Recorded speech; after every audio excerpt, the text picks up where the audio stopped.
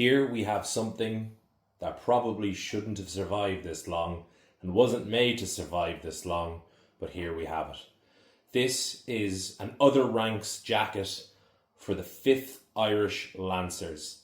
Now, you would have seen in one of my other videos, I had the helmet plate that would have gone on the chapka that would have gone with this. So, as you can see, lovely red front, red sleeves there, and then navy on the rest of the coat. Now, unfortunately, the belt and sword wouldn't have been in this style. That is actually an infantry officer's belt from the same, but it fits very nicely when I have this in display.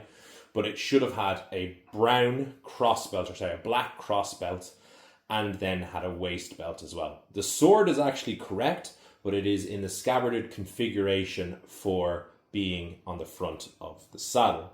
So I'll bring you in a few seconds so you can see a little bit more of the jacket.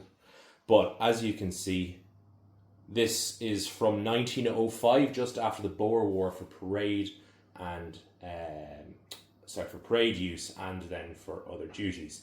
So lovely V-shaped. You could actually open up the breast.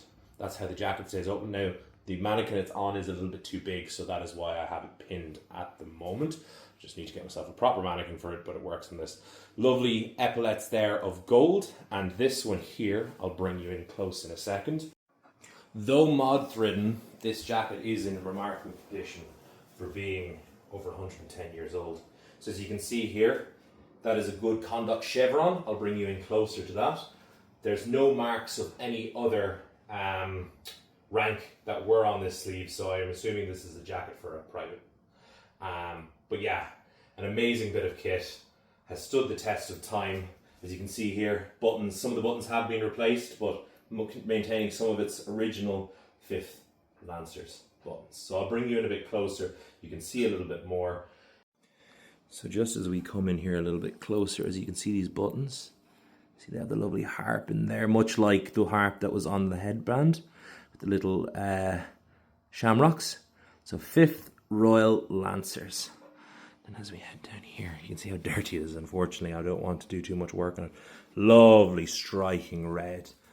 And then up, the lovely epaulets, the front bib, and then on this side here, as you can see, your good conduct chevron. So he may have only been a private, but he was good at his job and didn't get into trouble.